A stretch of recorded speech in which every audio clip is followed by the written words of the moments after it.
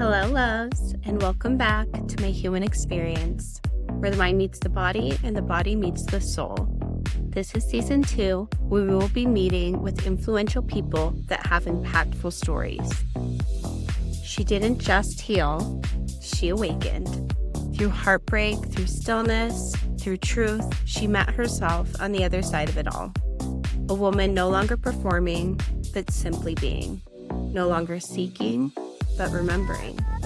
She walks with spirit now, rooted in trust, moved by intuition, guided by something far more ancient than fear. Emily is with us today, a writer, soul-led seeker, and former elite figure skater whose life has been anything but ordinary.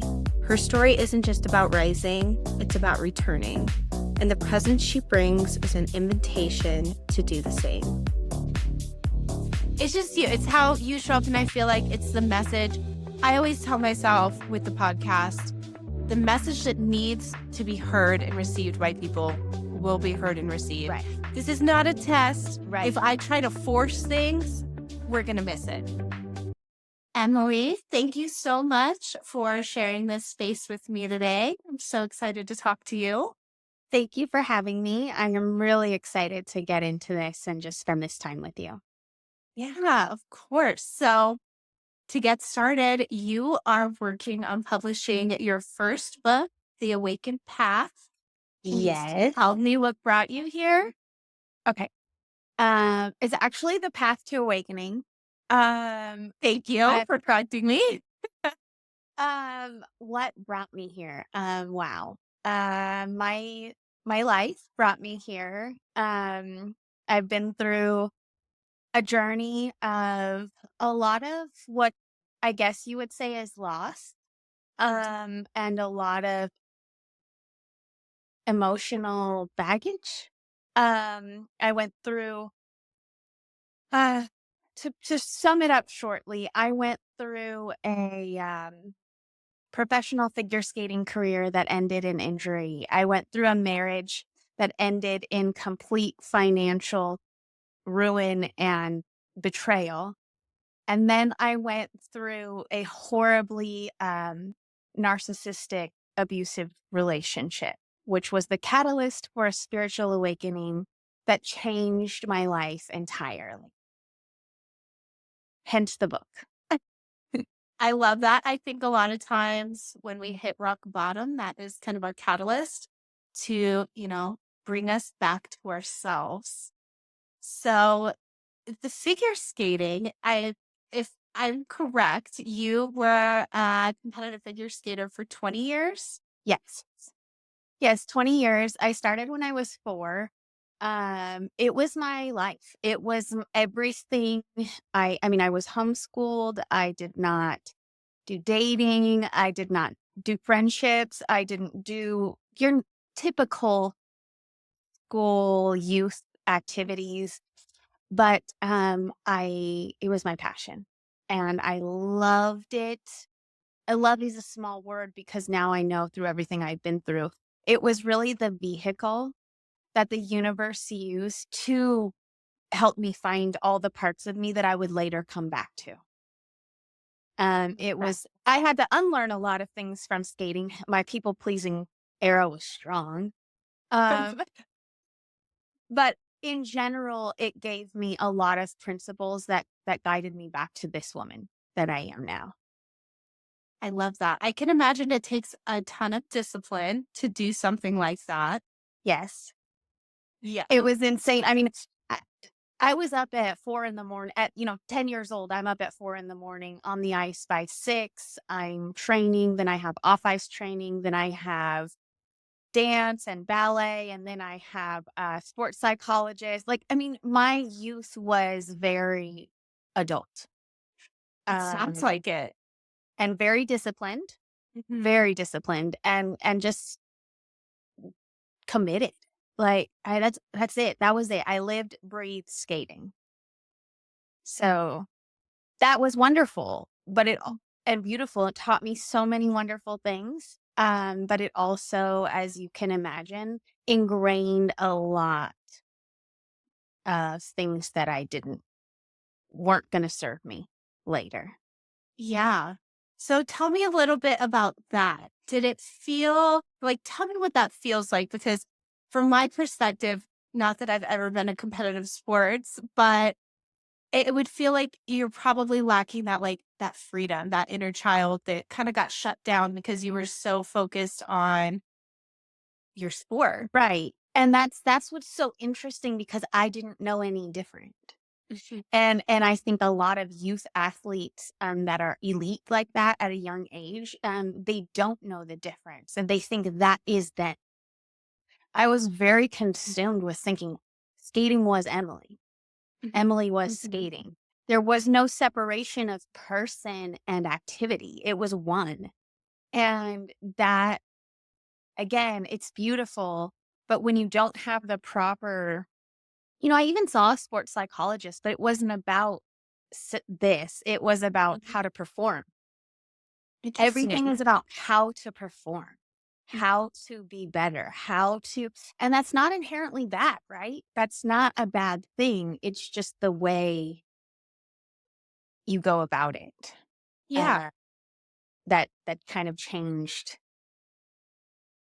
what is fun and enjoyable and beautiful and passionate, and it does guide you there. It also, I mean, it's a trap. It can be a trap if you're Mhm. like me who wants to please every person that breathes.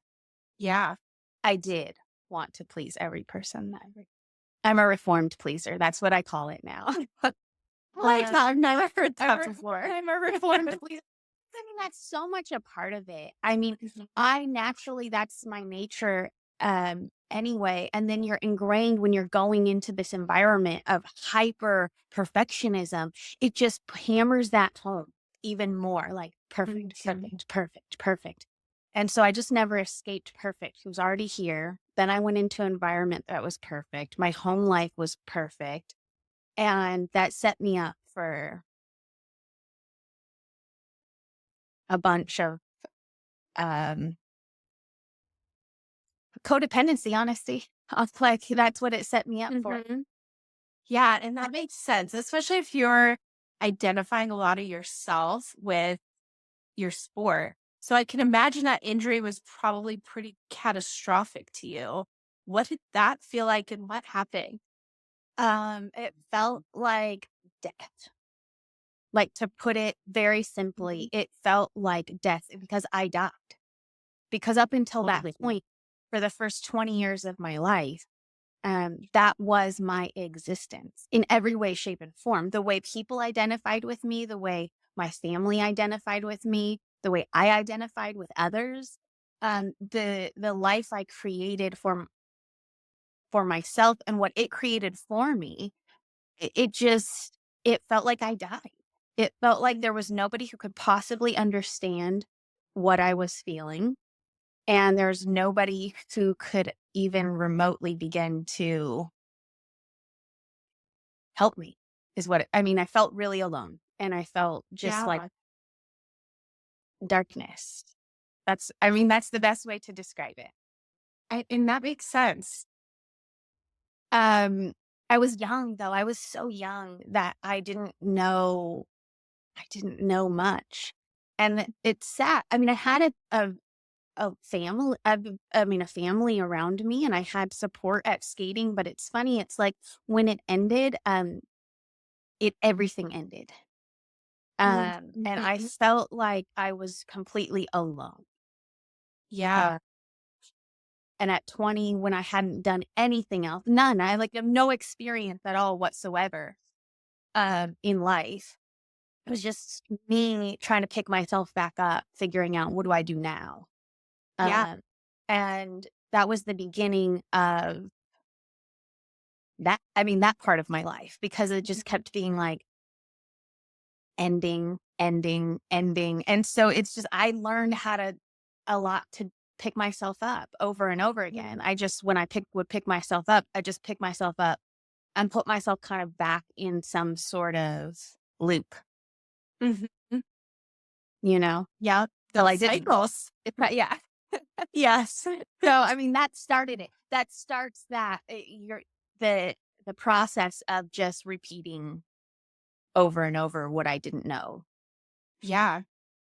So So you went from that injury and then were you married during it or did you get married no, after? no. So as you can imagine, I had no experience dating or Mhm. living in the world. So I went to college, not knowing at all what I wanted to do or anything about anything. I just was like, well, Mhm. there's a junior college right here. I'll see what it's about. Funnily enough, I did take like every psychology class I could possibly take. My wheels were already turning even then. I just didn't know about what, you know?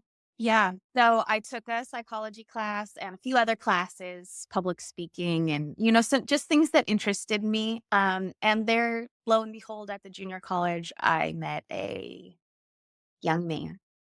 And having not dated before, having not done anything, it was really fun and exciting and it was brand Mhm. new, but he was the first person I dated, he was the first person I kissed. Mhm. He it was I was so innocent and so naive and had no Yeah. experience. So there I went right into literally pretty much right from one thing to another. Mhm. Another another problem. Yeah. I didn't take any time. I just went right into that, and it was fun, and it was nice, and we were married. I was married for 11 years, That's a long so time. not a short amount of time. Right. So it was substantial, and it was beautiful while it was beautiful. Mhm. I respect what it was. I love what it was, but there was a lot going on that, as you can imagine, when you don't know a lot and you get right into something else. I was already carrying, I hadn't unpacked what I already didn't know. And Yeah.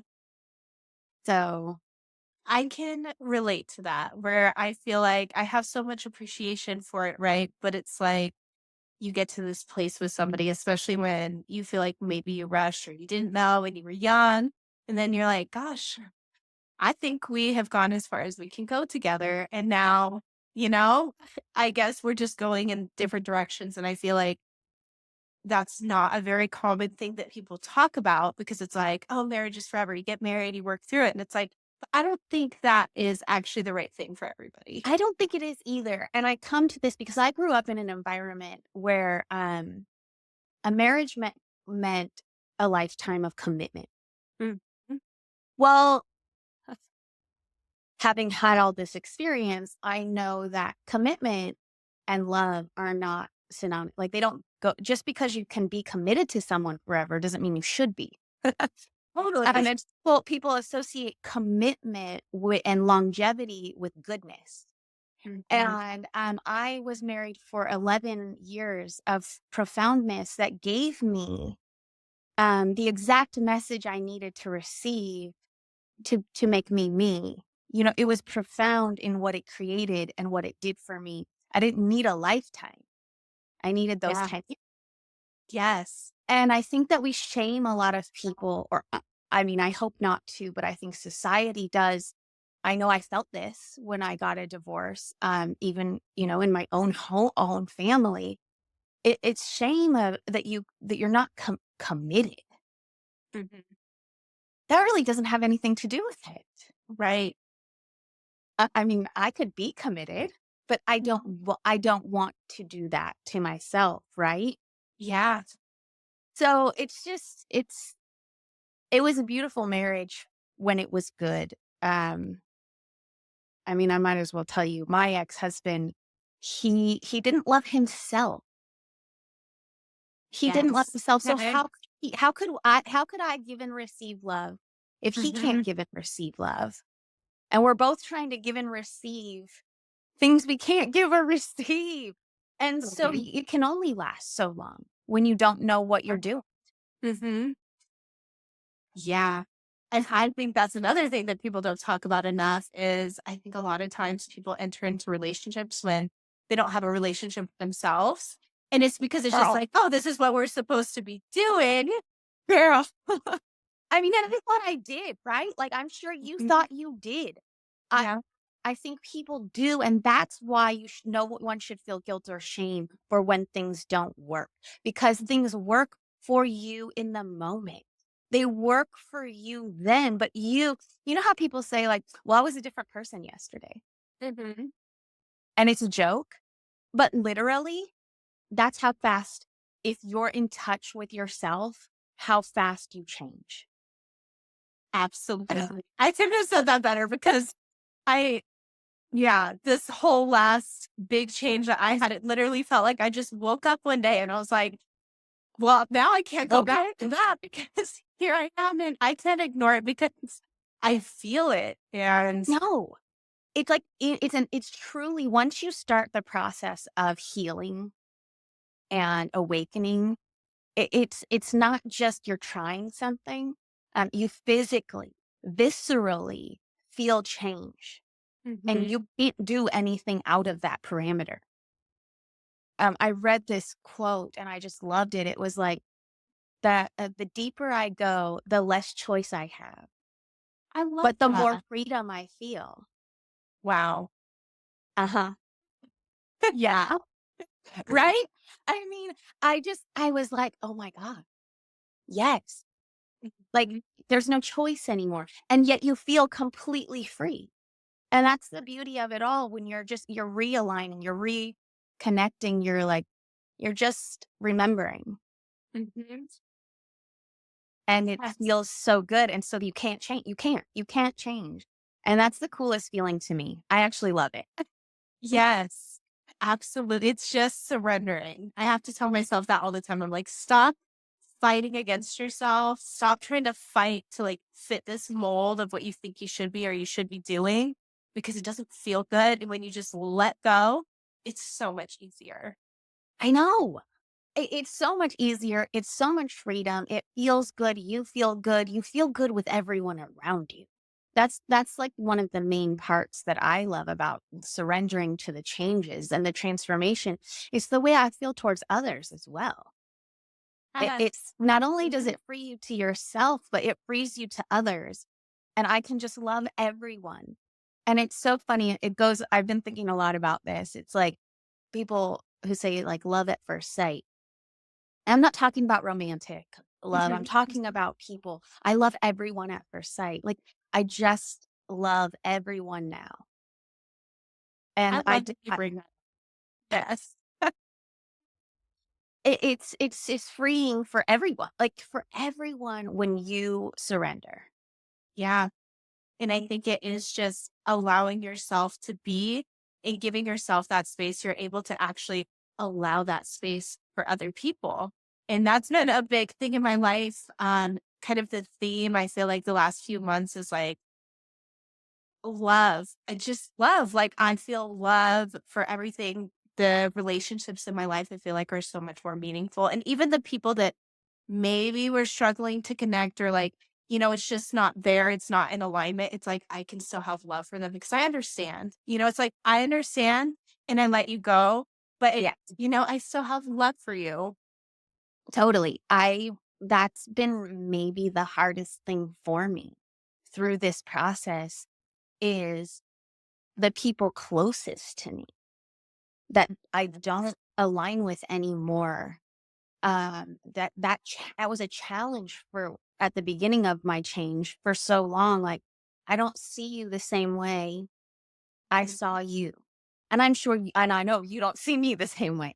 So Yes. it's mutual, but it was hard. It was hard to let go of that what I saw, and then I was like, Emily, like that's the if you're doing it for yourself and see how much freedom you've given you, it's going to give them freedom. And you're not responsible for changing people. For so long I felt responsible for changing everyone around me.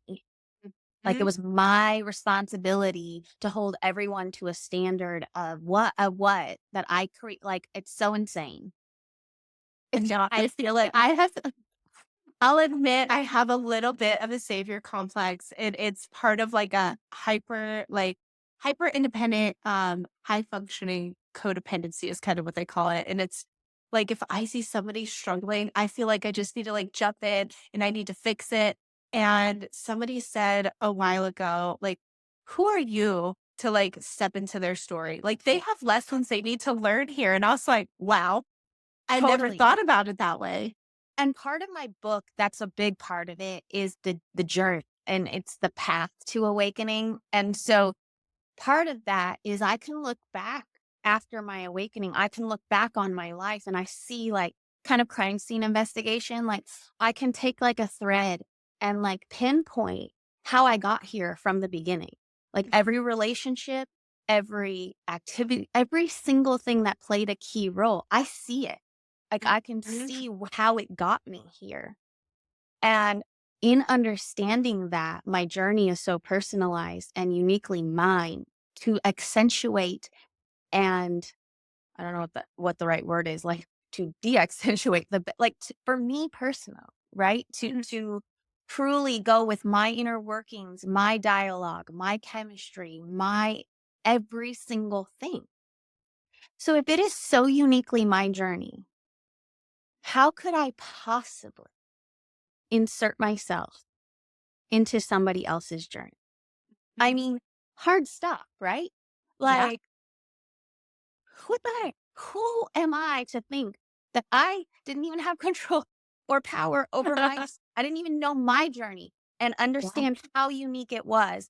What could I possibly interject to yours or so and so's when I haven't lived your life? I don't know what your message is. I don't know what your journey is. What is the universe trying to tell Emma? It's not Yeah. the same things as it's trying to tell Emily. Totally. Yes. I love that. Your message is different because your purpose is different. Your path is different. I can't mess with that. Absolutely. So when you went from your marriage into, a more abusive dynamic, how did that happen? And let's unpack that a little bit. That's obviously the catalyst of everything. Changed Yes. everything. Because I had been in these I grew up in codependency in my home and then skating and then knowingly chose it again. But it was different. And then the next time, here's the between my marriage and my date, I was like single for like maybe a year. Mhm. Probably not long enough. But I really thought I was healed. Truly, I thought like, and I was from the relationship, and I can say that honestly because I know like the relationship was done, but Emily Yeah. wasn't healed. I didn't know that I was repeating cycles. I didn't know I was codependent. I didn't know that I learned like I didn't know all these things, right? But I knew that I was healed from the relationship, and I didn't carry that baggage. So I Mhm. went out there in the world and met online, and as you do, and In this day and age. everything. This is really important to me because I think that narcissistic trauma and abuse is still so unknown. It's Mhm. just now kind of coming to the surface, and it's really intense and really powerful. And you will just be blindsided if Mhm. you are not careful. And now it's like my mission to talk about this with everybody I can because this man met me exactly where I was emotionally, Mhm. physically, mental. Like he like climbed in my brain and met me right where I was. And it worked. It just worked. It just worked. I mean, he used my skating. That was a main tool he used. He tugged on like my skating strings. He took me skating all the time. All this is in my book, the details of breaking down how he broke me down. Mhm. I break it all down in my book. Um, but ultimately to kind of jump time over time towards the end after lots of craziness has happened, towards the end, I started to feel inside me like this wasn't my story, right? Like I started to truly feel like, what the fuck? I don't know if we're allowed to cuss on here. You can cuss that here. Okay.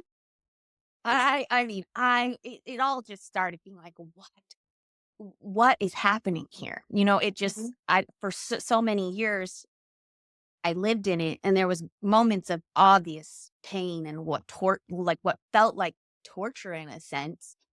It was in my mind, like mentally and emotionally. Yes. Um, but I started to remember my ex-husband, and it's so weird because I wasn't remembering him like, oh, I want to be with him. I was Mhm. remembering the first triggers, glimmers of like goodness, was remembering that he was kind to me. It was that simple. It wasn't like Yeah. anything big or outrageous. It was like, but he was nice. Mhm. Like it was that. I just kept thinking that. And that story just started, things started to evolve one thing after the other. But when you have an absence of everything, even the bad thing that you were, even something that wasn't that good starts to feel Mhm. like, hey, that was actually good. Yeah. And then that triggered like a momentum to kind of change things. Um, which is all, again, it's in like grave detail in the book, but there's so many little details. Like I don't know It's how much we weird. want to get into that. You can get into it as much as you Okay. want. I hear you. It's so layered, and it's interesting how you mentioned the kind thing because that's something that I have found with myself where I'm like, if a man is kind to me, I'm like, wow, he's so nice to me. He doesn't yell at me. And it's like, also, one of my friends said to me one day, she's like, wow, your standards are on the floor. And I was like, oh, yeah, you're right. They are, though. I should be It's looking for that's like the bare minimum of somebody just treating me like I should. nicely. Yes. Emma, I feel you though. Like with like I like yes.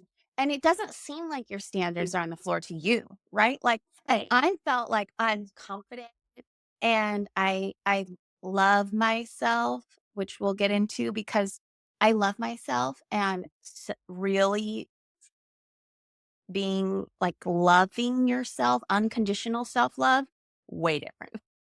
So Cuz I was like, "Ooh, I love myself. I'm confident."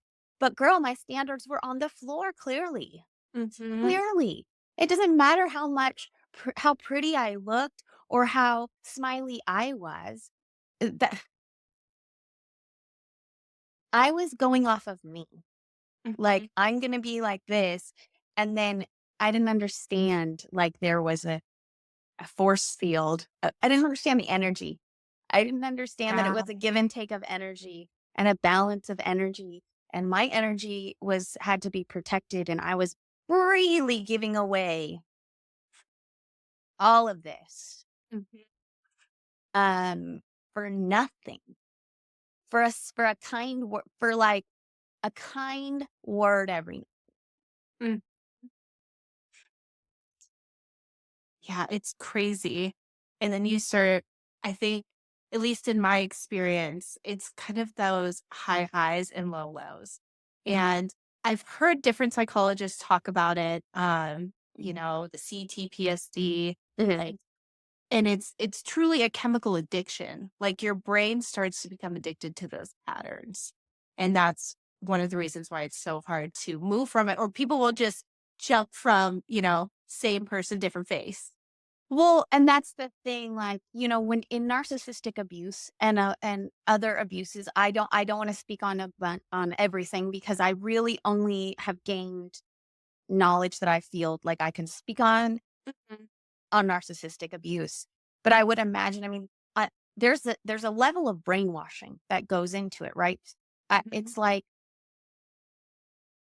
you don't know that it's happening though. There's Right. like there's a level of that you don't even understand what's happening. And then because of your conditioning of your past, it's just further ingrained. It's further pushed in. So of course then you naturally want to do it. It is Mhm. it's Mhm. addicting. You become it's it's like a cult, but you're just in it with another person. Mhm. I mean, there's really no other way to explain it. It's a sick thing that is like only for you two to understand. And you do this sick dance where you're both dancing. Mhm. That's even once was removed from it, I was like, we both even knew that we were playing a sick, gross game. And weirder for me because I knew it was messed up. Yeah. He liked it, right? Like, Mhm. that's natural. Yeah. But we do it, right? We just play the game. We just play like even in our family environments with our Mhm. parents, our friends, it's like a game.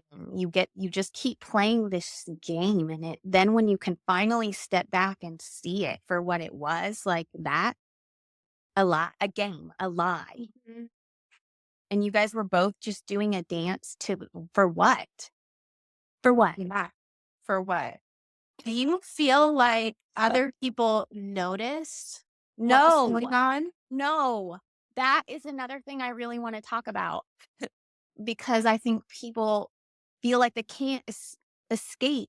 They can't leave. You feel trapped. And I say escape because you feel so trapped because nobody believes what's happening. Nobody understands it but you. Mhm.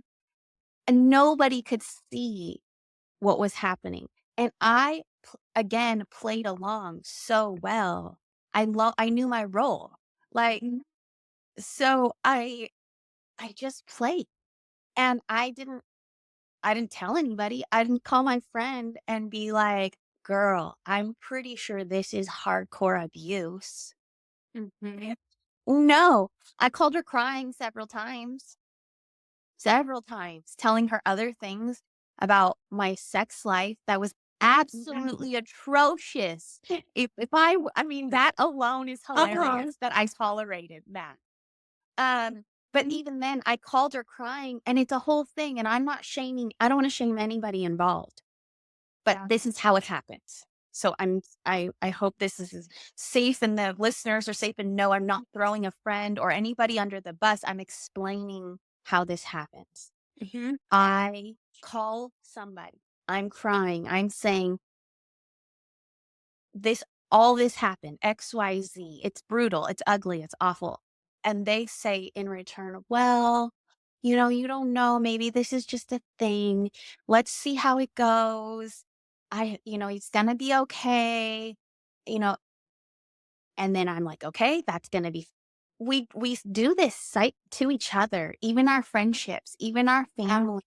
We're a lot, we're saying things are okay when they're not. We're like, I Yeah. said to her some basic, when I should have just been honest, she tried to say the nice thing back, but we're just perpetuating crap. Yeah. I don't know how else to say it, but it's like I lied to Yeah. her. When you just constantly in the wheel of not being an honest, open human, then you never get answers and you never get help and you never get what you need because you're lying. If you're lying to yourself, then you're not going to be honest with anybody. Yeah. And most people aren't honest with themselves. No, So it's what you get incredibly back in difficult. return for advice is not Mhm. like, it's not an open Wow. dialogue. So how does anybody have anyone to turn to or trust if they don't have somebody that has an open dialogue with them? And I think that's the biggest problem. I didn't have anybody to have that with. Even though I had friends or I had family, they weren't aligned with me because I clearly didn't feel safe around anyone. Yeah. And then you get out of those relationships and the shame you are thrown on immediately after that. Takes every ounce of courage. I mean, every Mm. ounce of courage to break something that nobody else sees as broken. You know that Mhm. as well as I know that the level of power it took to rise up and not care and do what I needed. I mean, I cry still thinking of how proud I am of myself. I mean, it's a lot. It's a And then to lot. get out of that and have people be like, well, I would have just left. How did you not know? Oh, how could that even Mm. happen? Mm. You of all people fell for that? That I It's crazy. It's insane. The lack of understanding for victims, the lack of love, the lack of compassion, even if you don't understand it, I mean, just the lack of compassion that somebody literally, I mean, lived through, like, it's just devastating to me that women, men too, I don't know those. I'm not in that sphere, but Yeah. I mean, I- come out of that trauma and then face more. Mm-hmm. Like, if you Yes. knew how hard it was to pick myself up off that ground with blood all over my face and snot pouring out of my nose, you would not shame me. Like, Mm-hmm. why is there even shame?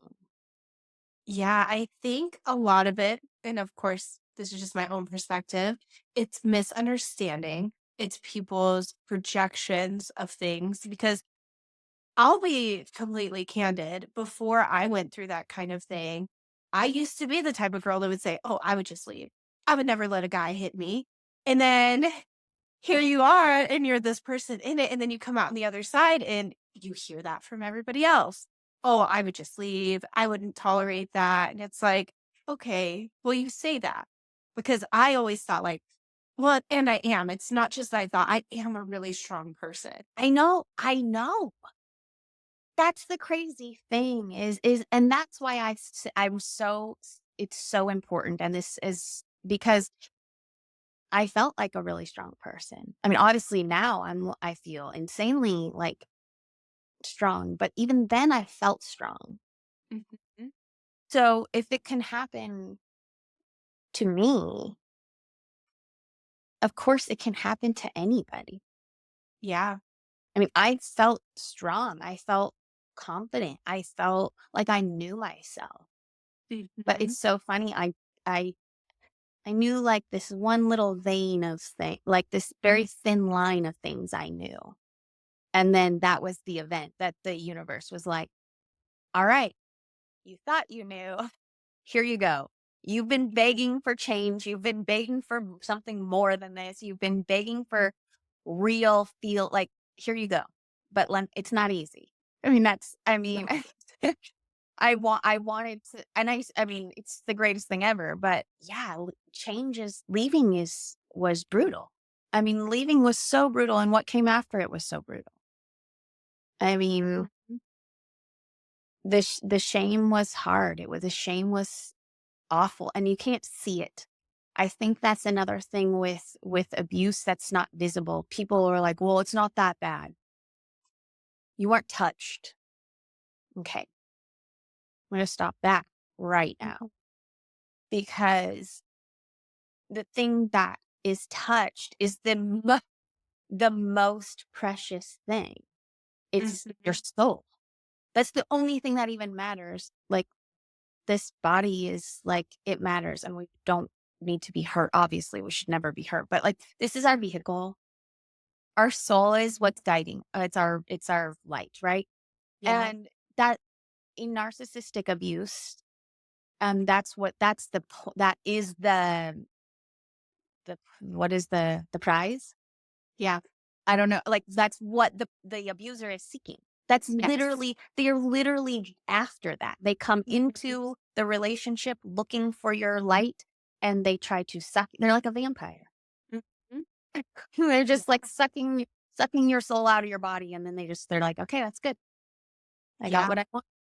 They exploit the best parts of you.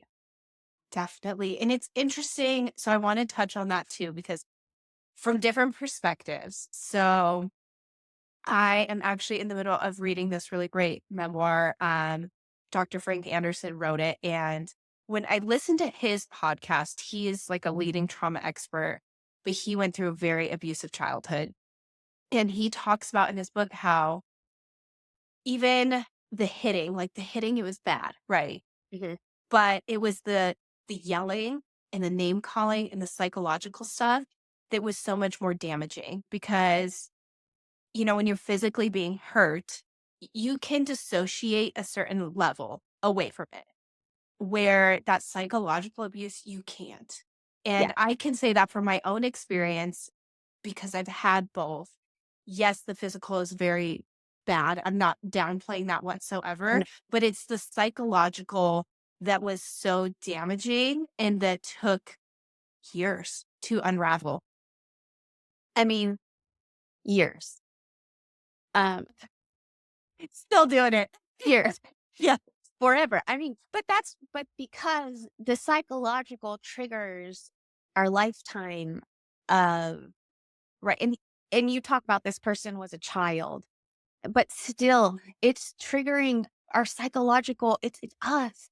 Hmm. It's whether you're a child or an adult, it's your soul, which is your child. I mean, it's you. So of course that's triggering something different, but when you don't know, you don't know. You're just like, Yeah. what is going on?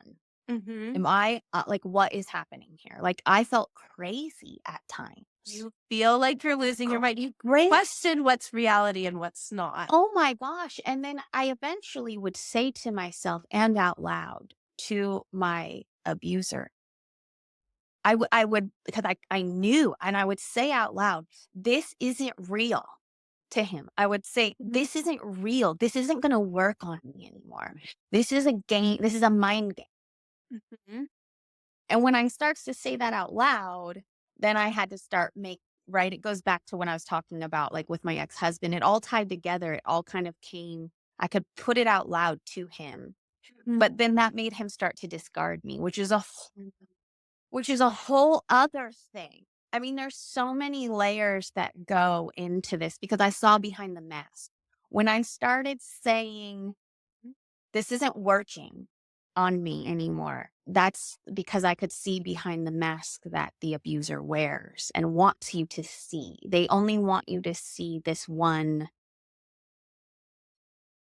costume. Yeah. And when you can start to see through the costume, then you're a liability.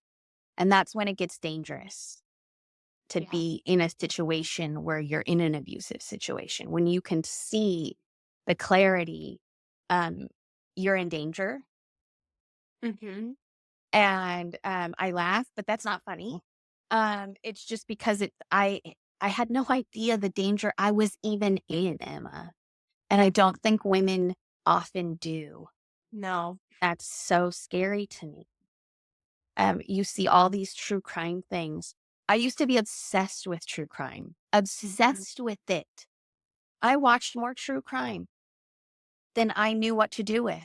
And I believe it was I was listening to a Mel Robbins podcast recently, and she had an expert on there talking about women tend to watch true crime when they are unhealed, when they are seeking answers from their own trauma, when they are seeking life worse than theirs, they watch a lot of true crime. When they need to make sense of chaos. Hmm. And it was like, of course, that's why we're in this true crime like addiction era. And it's a lot of women. I've never heard that. That's so interesting because that actually makes sense. Totally. Doesn't it?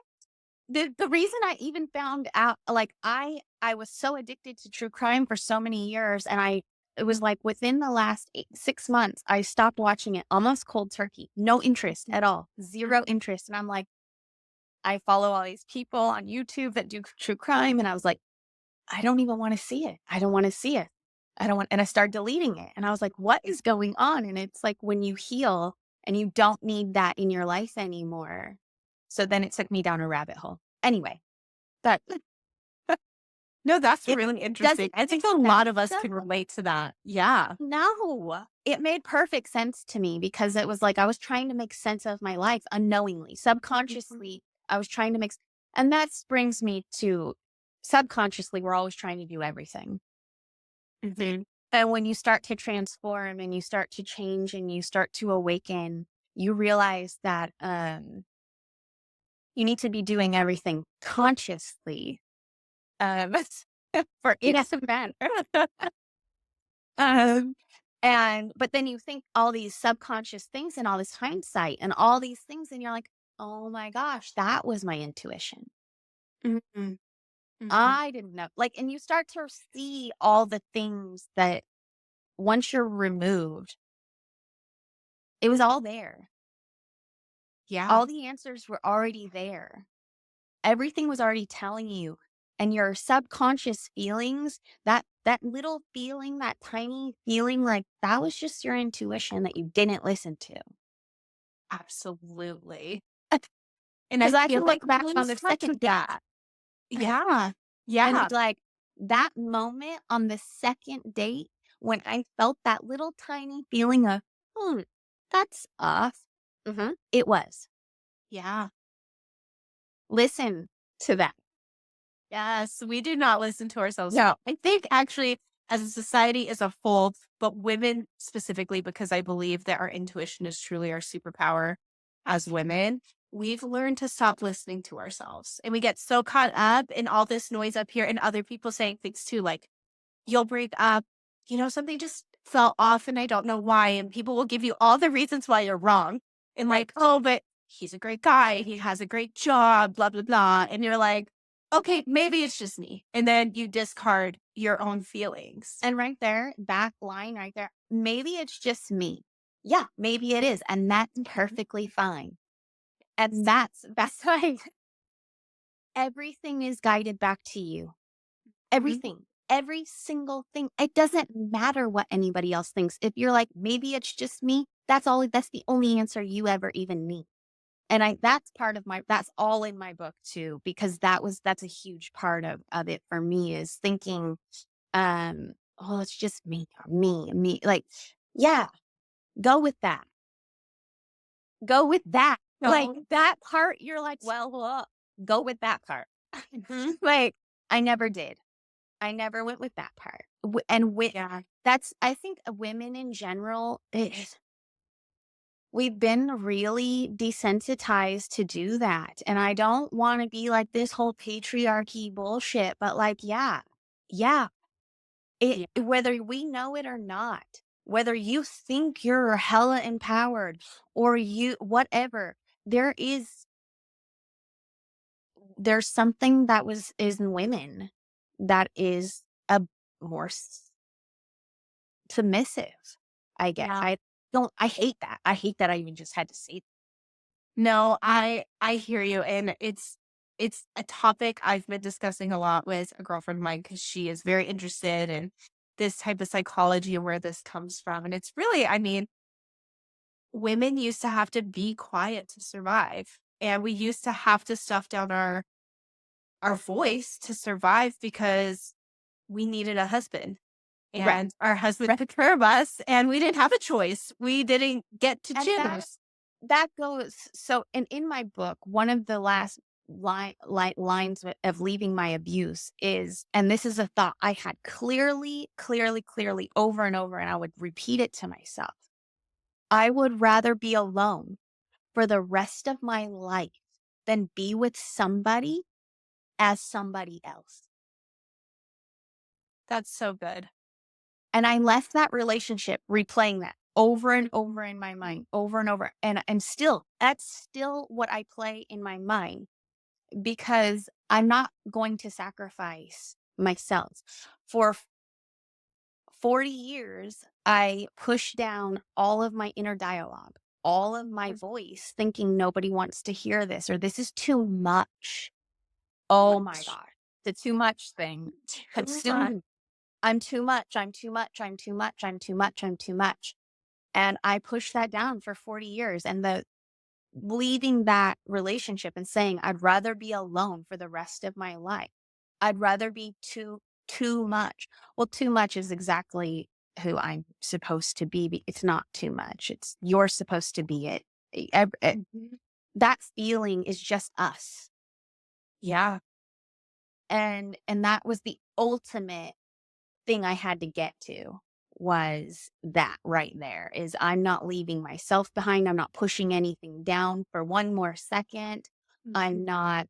I'd rather be alone. I don't need a husband. Mhm.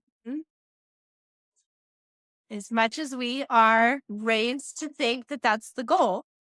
And, Oh, I'm in not my household, downplaying like it was marriage, but perpetuated. yeah, the government, like every level of society and people around you perpetuate the message that you have to live in this like picket fencey box situation. Yes. And I tried to put myself in the box. I Me too. really, I did. Multiple times. Yeah. I didn't like it in there. No, it's, something I've learned about myself since being alone and like really being alone. Because if I'm completely honest, I was a serial monogamist. I did not take time between relationships. I would just jump from one to the other. And this is the time that I've really been spending like getting to know who I am. And like I love to sing, I love to dance. And there was a point in my life that I stopped doing that and I didn't even realize it. Yeah. There's a whole part in my book as well on that, finding yourself again, and it seems so simple, like that, singing and dancing. Mhm. Oh, you're just singing and dancing. Oh my gosh, the difference that it makes and what it takes to get back to that, Yeah. is so much. And I do outline all that process that I went through in my book, so it'll help. Um, it's a memoir, but it's like a teaching memoir. Um, Yeah. so it'll help all the steps it takes to get there because that's a process. You don't just all of a sudden be like, "Oh, now I'm dancing." Right. Like you go from like breakup to dancing. Like that's like for years I've taken now, finally, years I've taken to myself. Yeah. And at this point, I love being alone with myself so much that anybody who comes in, they're really special. And I know it now because I emptied my life so that I can make room for the people that align with me now. But if they don't, if you don't align now, it's like I'd rather be alone. Yeah. I prefer my alone time. I love my alone time. I'm always content. I'm Mhm. always at peace. I'm always happy when I'm alone. Yeah. And I don't know. I mean, for so long, it's just like all about everyone else. And it was all about being happy for everyone else or being present for everyone else. Or I didn't even know like how much I just loved me. Mhm. Yeah. Like, And yeah, wanting to always please people. So I feel like my life up until now has always revolved around somebody else in some form or fashion. And it was like everything I did revolved around this, and my yeses and my nos were all around that. But I really never took the time to be like, what do I want? What do I want to do? What do I want to have for dinner yeah, yeah. without thinking about what everybody else wants? Even something as small as having something for dinner. It sounds so insane Mm, but it goes down to something that small. Like yeah. what do I want to eat? Hmm. It's so crazy. Like it's really my life was just all about everyone else. I told a friend of mine, if I took all the energy that I've been pouring into everyone else's cups, this was back when I started this process. If I took all that energy that I poured into everyone else's cups and I poured it into my own cup, imagine who I could be. I love that. And Yeah. I mean, and now I've been on that mission for years now Mhm. to just pour into my cup and see who I could be. And it's apparently an international author and a lover of all humans. That's another thing. When you make it all about you, the world thinks, oh, but it's about everyone else. And it is. But the more you pour into your cup, the more you have to give for everyone else. When I was pouring into everyone's around me cup, I didn't have anything for anyone. And I was Mm. short in the grocery store line. I was short here, and I was trying because I wanted to be these things to not just my close people, but to me. Like I wanted to be this person in the world who was like, I had a vision, Mhm. but I couldn't do it because I didn't have anything to give. And now that I pour into my own self, I have everything to give. I'm not short. If anything, I'm overly patient and overly loving. And it's like, okay, maybe tone it down a little. But Never tone it down. but I mean, it's just the message we get as well. Like, it's selfish or self-centered or all these things. And then there's the message of like, take care of yourself, self-care. And it's like, okay, all this is like this intermingling message of chaos, and it all is not meant the way it's meant. People Yeah. are like, take care of yourself, but it's like, do a face mask. Well, that's not really taking care of yourself. No. You know what I mean? Like, it's very dulled down, this taking care of yourself, this loving yourself. There's so much more to it Mm. than people want to give it credit for.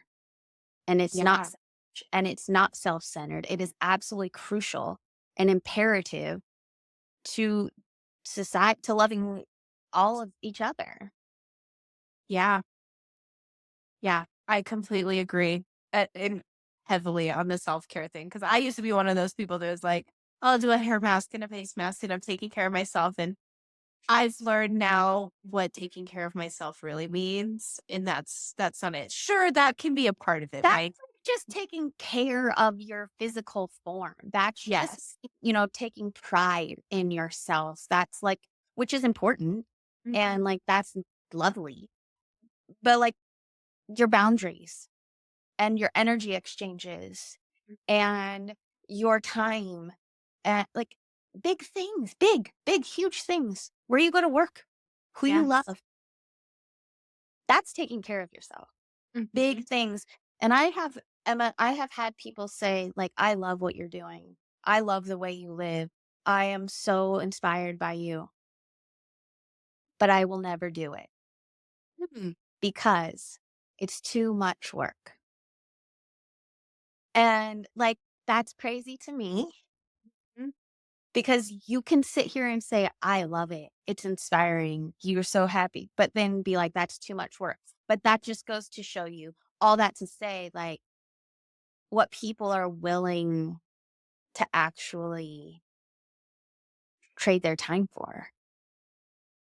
Yeah. And I think, and I can't obviously speak for other people, but I can speak for myself in feeling like almost like it was easier. Like I had this misconception, right? Because it wasn't easier to stay in this life that was so cookie cutter, that was so safe, that felt so stable. And it was like, I could just, sure, I could have kept going down that path. I probably would have been fine. I would have been fine. But it's like, I don't want that for myself. And I don't think anybody deep down wants that for themselves. And we settle for things because we can't see the other side. And that is something, I mean, yesterday, this is almost silly, but I was like crying with gratitude because I'm like, I finally feel like I'm on the other side of something that felt impossible, that I didn't think that I would be able to do. And I didn't think that I would be okay, but like, I'm actually better. And I couldn't give you like a guidebook on how to do it. You just have to listen to yourself, right? Because, like you said, we all have our own stories, but it's just taking that first step and just being like, you know what? Like, I don't want to settle. And I know that, you know, life is meant to be joyful and it's supposed to feel good. And if it doesn't feel good, that is a message to you. Yes. Or you need to do something else. Yes. And I think people are addicted to feeling bad. I do. I really do. I know a lot of people in my own circle. Well, they're not so much in my circle, but sphere, like, they like it. They might not say that, but their energy and their efforts and what I see and is they like it. Mhm. It's comfortable. It's not, and like you said, it was safe, right? That life is safe. It's a safe life. It's a safety net. It's a cage Mhm. that the door wasn't like open. There's a difference when you can have freedom, but that life, there's no freedom. There's no freedom. There is just a cage with a locked door. And life is supposed to be joyful and abundant and heavenly, honestly. Mhm. And when you don't want to see that, it's just avoidance. Yes. It's just avoidance. And I don't it's not our job. It goes back to, I think we've talked a little bit about that, like seeing other people can't change them. Cannot. And it's Can't not our love job. them into loving themselves. You just No, you can't, can't. nothing, literally nothing. Just let it be. And that freedom is really nice. That freedom is very nice. I want to help as many people as I can help find joy and find a happy life, because I mean, it's your right. It's your birthright. Everyone should have this. Everyone can. That's the part that I love. Like, everyone can. Yes. But um it's just what we can do. And what we could reach on this podcast and with our books and whatnot, we can't reach everyone. But I truly believe that when you show up as your most embodied, authentic self, that it will be a catalyst for other people. Because, you know, I used to think like, oh, I'm a healer. I'm not a healer. I'm the healer of myself. And I'm just here to show other people how? they are their own healer. Right. Right. They are the medicine. It's just helping people come back to themselves and see, like, and I truly believe that we all have a unique voice. So I've heard people say, like, I don't want to tell my story because it's been told before, or, I don't want to do this because it's been done before, but it's like, but not by you. Right. You have something very unique about your energy and who you are. You doing it and you showing up as you is going to spark and open the eyes of people that need you. Absolutely. And that, oh my gosh, that is so important, because even just the way you say one word, I might say that same thing differently. And then the next person could say the exact same thing different, in our voice, Mhm. saying the same thing, but all people hear differently. So everyone has to use their voice for their story so we can make the most impact. It's all about the ripples, right? Like the ripples that we create.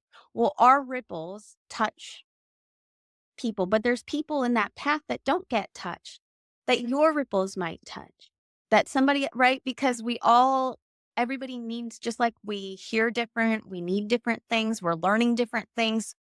So it's so important that we all be truly ourselves, our unique voices. And that's, if we get out of that people pleasing and get out of those cycles, and we're not in those perpetual lies essentially to each other, we can do that.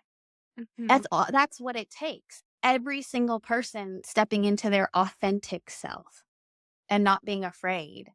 But we've put so much shame on our stories, on being anything other than like put together Mhm. human beings, that it's shameful. And I did this community event with a friend of mine, and it was white shirts, and everybody wore their shame.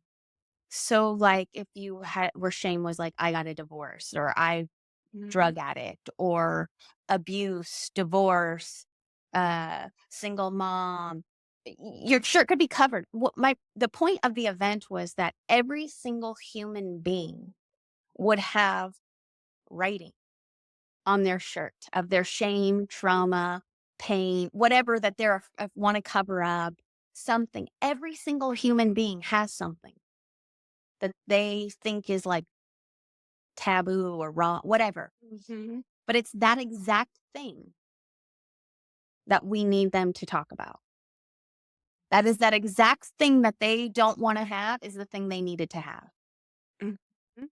And when we were in a room surrounded by 100 people all having the same thing. But if you did that in the world and everybody wore a white shirt with black writing on it, every single human would have something to share that they felt bad about or shame about.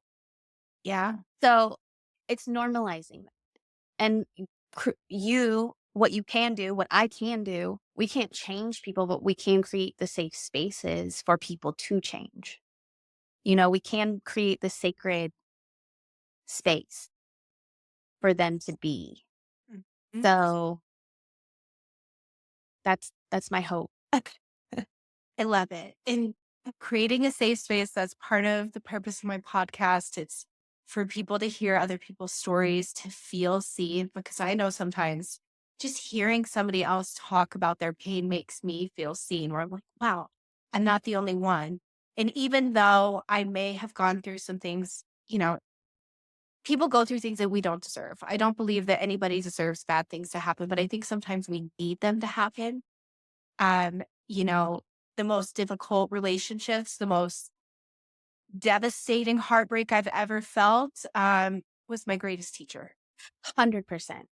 100%. I mean, the tears I've cried out of gratitude for my abuser is endless. The amount of tears I've cried of gratefulness for my divorce, for the end of like the gratefulness I truly feel for my teachers. Those were my teachers. Mhm. And they could be my greatest uh fails or heartbreaks, but no, I mean that's where the transformation lies. I mean, that's the good stuff. I used to hold so much shame around that too. So I love to hear you say that, because it was actually the doctor I mentioned earlier, Dr. Frank Anderson, on his podcast. He had said that his dad was his greatest teacher and he was his abuser. And the guy was like, how could you say that?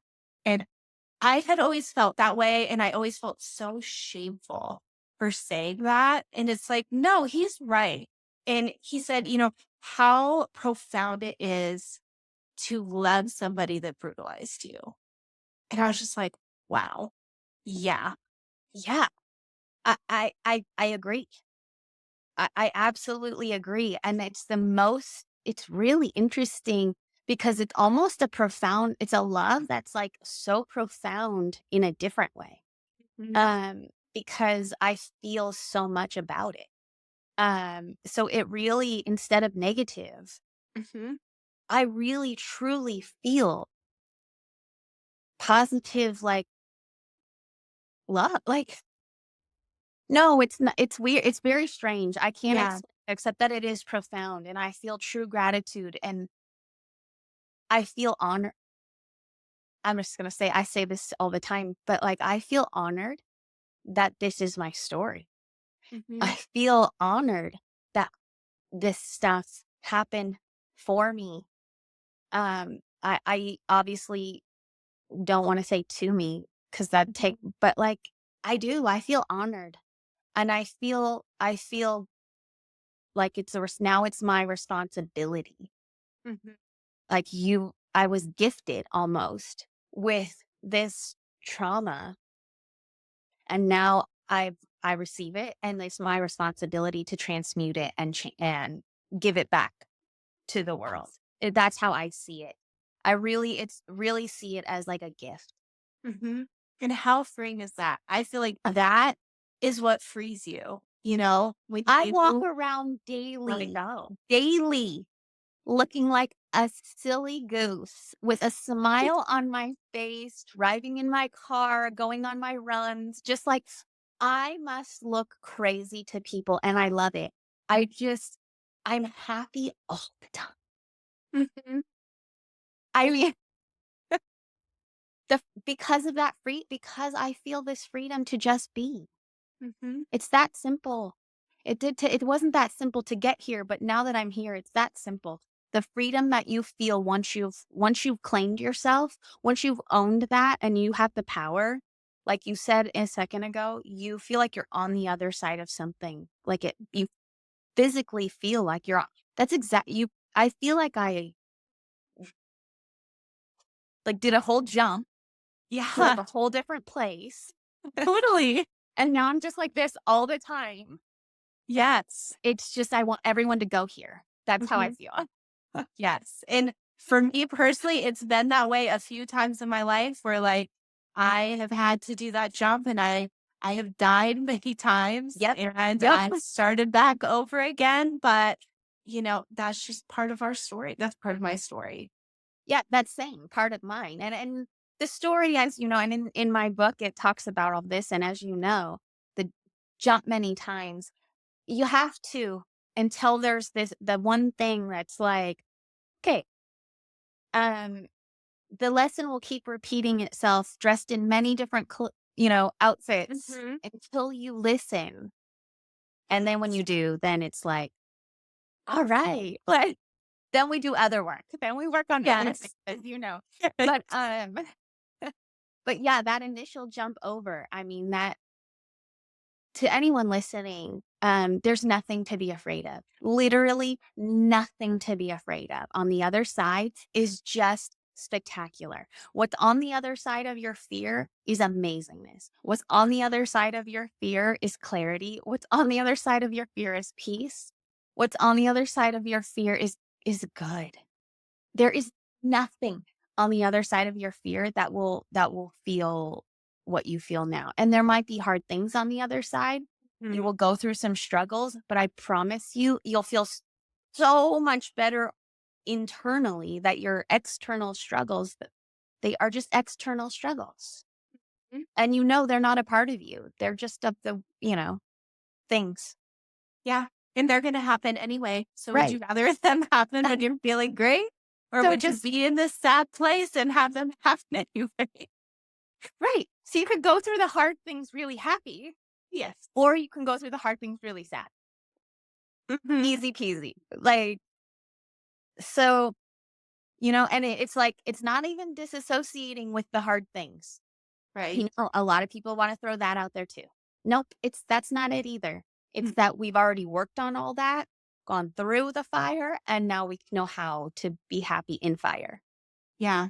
And I think it's just embracing the human experience in its totality, Mhm. where, like, I mean, I feel immense. I'm a feeler. So I always tell my son, it's like, I have big feelings. And he does too. We feel things very big, and that's okay. Like, I've learned to embrace that about myself. That's better than okay. That's actually incredible.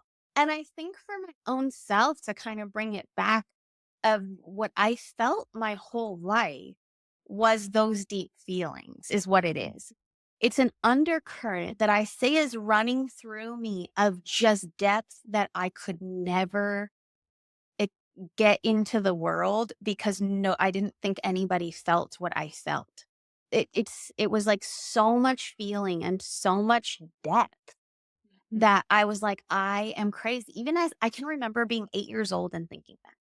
I Yeah. remember thinking all of this, nobody understands. And that's when I started, about 8's when I started putting away all my serious feelings, thinking I'm so deep. I'm so deep. I'm too deep. I'm too deep. And what I've come to realize is that Mhm. I am so deep. And that depth that I tried to push away or ignore or longed for, desperately longed for. And that's why I made a lot of decisions that I made, was seeking the depth of what I thought was of love in Mhm. such a way. But that was it wasn't that I was wrong. It's not that you shouldn't be feeling those things. It's that we just didn't know how to go Yeah. about feeling them, or how to protect those feelings. And now I feel like that's the coolest part, is I feel all of those feelings, that depth where you feel everything so wholly and deeply and strongly. Like, I let myself have that now. Like, that's how I live now. Yeah. In that feeling, in that depth, 24/7. Yeah. Whereas before it was trying to push away all that depth. Mhm. You And when you know, just finally get into it, you're like, oh, it's Mhm. like, I can't Experience let chaos. myself feel like this. It is real. It is Yeah. real. So I think that you even saying like, I feel big, my son feels big and it's okay. It's more than okay. That is the feeling that people push away that we shouldn't. Mhm. It's not the scary thing at all. The scary thing is pushing that away. Yeah, and you can't escape it. I mean, that's something that I've also learned, and to kind of paint the picture for people listening is we talk about that depth and that deepness. I feel like because I tried to escape it, I was constantly drowning in it. I was just drowning in it. And then when I finally let go, it's like now I can ride the waves. I can ride it out. And That goes with it's good. everything. I mean, that's just the perfect and all of it. All of it is when you let go, the more you let go. And there's phases of letting go, as you know. There's like letting go and then another letting go and then there's like surrender. And there's all these levels of letting go, and when you do that, I mean, it just changes everything for the better. Every every single thing gets better. My greatest example of that is with my child. Um, I I kind of was it was when I was breaking the cycle of motherhood and I Mhm. was holding on for dear life, repeating kind of the same thing that I had learned. But when I finally let go, my son and I it just came together. It just something I'd been trying to create, a relationship, a bond that I was trying to create. It couldn't happen because it was trying. Mhm. And that's the best lesson for everything. Like, stop trying. Stop trying so hard. When Yeah. you let go, magic happens. Just allow it to be what It's it's it's going to be. it's it's so much easier too. Oh my god. Oh my gosh. Like, think about that. Like, you have the ability. It's like we said, do you wanna go through, things happy or do you wanna go through things sad? Like, you have the choice. The same thing comes here. Like, you have a choice. You have a choice. You can either hold on for dear life, white knuckled, gritting your teeth, being like, nothing's going right, or you can be like, it's all good. Yeah. What would you choose? One of my favorite quotes ever is you are always one decision or choice away from a completely different life. And I always remind myself of that. It's like, that's it. That's true. I mean, that's all it takes. If you are unhappy with your life, make a different choice. It's your choice. It's literally that simple. It's your choice. Like, it's you. And and this is a perfect like kind of close, I guess, because it comes back to you. It all is about you and clearing out the noise in your life to hear you. It you have to make room for you, though. Um, for me, that meant I didn't watch TV anymore. I deleted social media. Like, that looks different for everybody, right? It's a lot of time in nature. There's a lot of journaling. Whatever that looks like for you, you'll find out, but you have to find you, and you have to create space for you. If you want to find Emily's book or any of her social media handles, I will put them in the description box. I will have links and you can find her. Thank you so much for hanging out with me today, Emily. I really hope that people listen to this full episode. I think you have so much wonderful things to share. I'm so excited for your book, and I think people are going to love it and they're going to gain so much from it. Thank you so much. I loved being here. I love sharing my story and sharing my time with you and hearing about your life, and I'm really excited for the viewers to hear this and pick up my book, and thank you again. I had a really great time. If you enjoyed this episode, please rate, review, and subscribe to my podcast. Remember, loves, your best is always enough. Thank you for sharing this space with me today. Until next time.